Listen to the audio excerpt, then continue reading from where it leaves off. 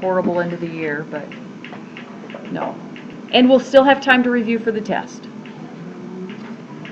Okay, so we're going to solve this problem. We're going to do this hypothesis test, answer this doctor's concern. So, with so many entertainment options available, doctors are worried that teenagers are not getting enough exercise. To investigate, the PE teachers at CDO, whatever high school that is, choose the number of sit-ups in 1 minute as a measure of fitness. Suppose that in 1990, the average number of sit-ups for this high school's freshman could do in 1 minute was 36.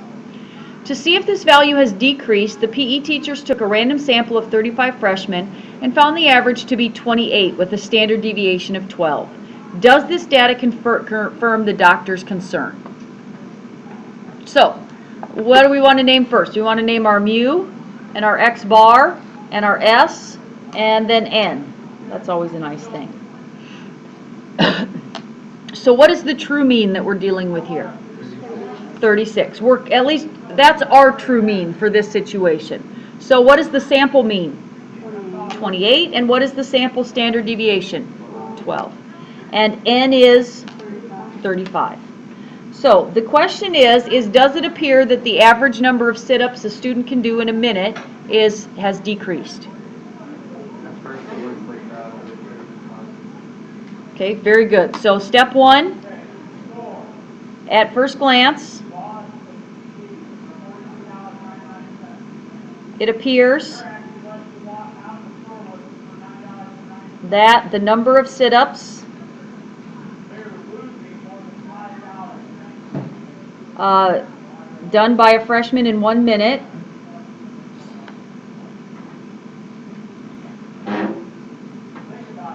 has decreased. And I'm going to give some evidence to that. So at first glance it appears that the number of sit-ups done by a freshman in 1 minute has decreased since x bar equals 28. But this difference could be due to sampling variability.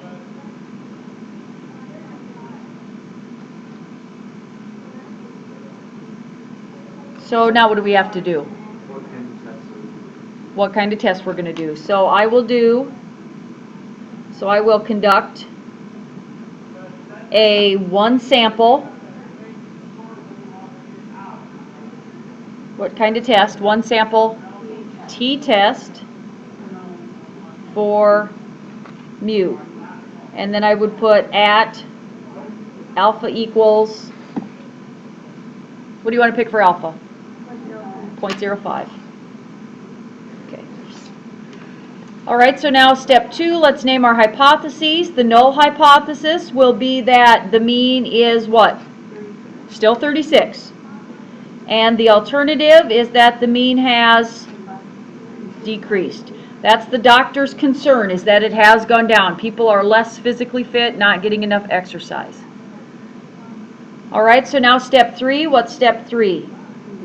Okay, check the conditions.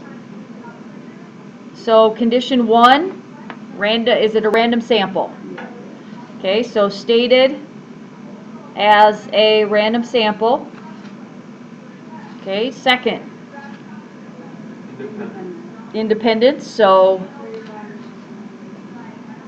this is the independence. And we say that 35 is less than 10% of all freshmen.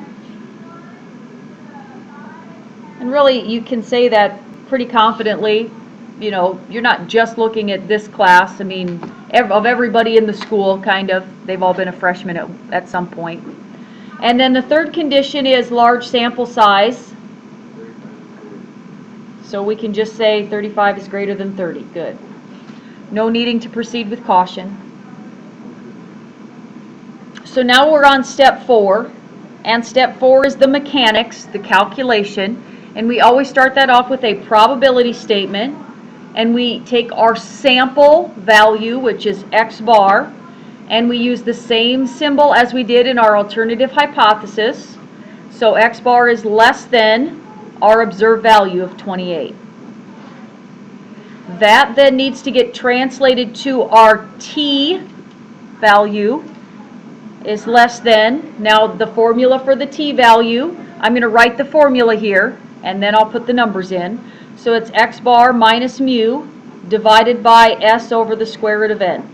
And our degrees of freedom is n minus 1. Okay, so that is the probability that t is less than, well, x bar was 28, and mu is what? 36.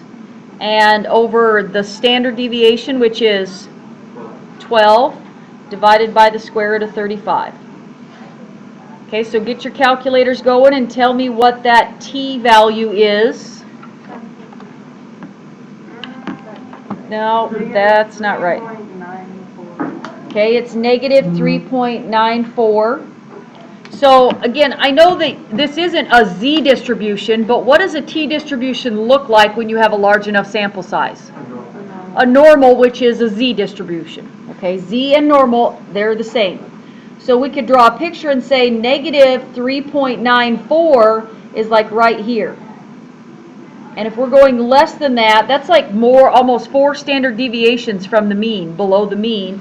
And we want to know the probability less than that. Is that going to be a really big or really small value? Really small. So how do you find that? TCDF. Okay, and you're going to go negative infinity to negative 3.94, comma, well, how many degrees of freedom do you have? 35. Degrees of freedom will be 35 minus 1, or 34. So you should be doing that in your calculator now.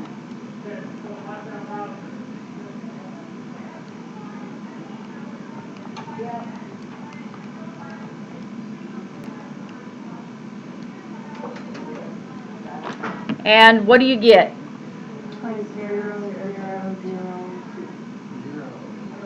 Well, you pretty much get 0. Yeah, I mean, yeah, so your p-value, the probability of getting an observed value this low or lower than the 36, okay, then 28, assuming 36 is true, is, now, some of you remember, I'm pointing this out, pay attention, especially those of you not really doing this on your calculator very often, okay, you're going to write 1.922 down for your p-value. How should you know that that is wrong? No? Some of you aren't even going to look at that. You're never going to look at that. You're going to look at that, you're going to write 1.9 down. How do you know? Nope. It's because it should be a really small number. Okay, it should be, but what value are probabilities always less than? 1. Is this less than 1? No. So you should just, if you write 1.9 down, you should be thinking, oh, something's wrong, because that probabilities are not greater than 1. Okay? Notice the scientific notation. I think I've said it enough that you all just know, right? If there's that E, it's you always look to the right of the number. So this is actually 0.00019. That's the p-value. Compare that to alpha of 0.05. Is that less than or greater than? Less than. Okay? Less than. So, since the p-value is less than alpha, we reject the null. And conclude what? The mean number of sit-ups is 0 to do in 1 minute. Okay, conclude that the mean And the doctor's right. number of sit-ups a freshman can do in 1 minute has decreased. And that confirms the doctor's concern. Super, which confirms the doctor's concern.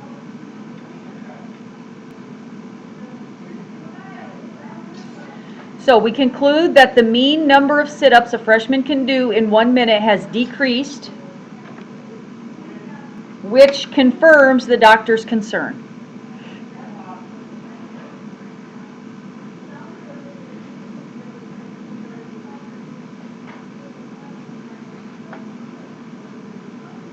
So your T-table,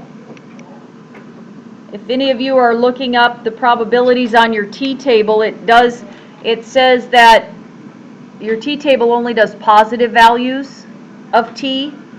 So you just switch the whole thing around if you're using a t-table. So like in our problem, we have the probability that t is less than negative 3.94. That would be the same thing as the probability that t is greater than positive 3.94. You just make it positive and flip the symbol. It's like you divided by a negative. So that's from algebra.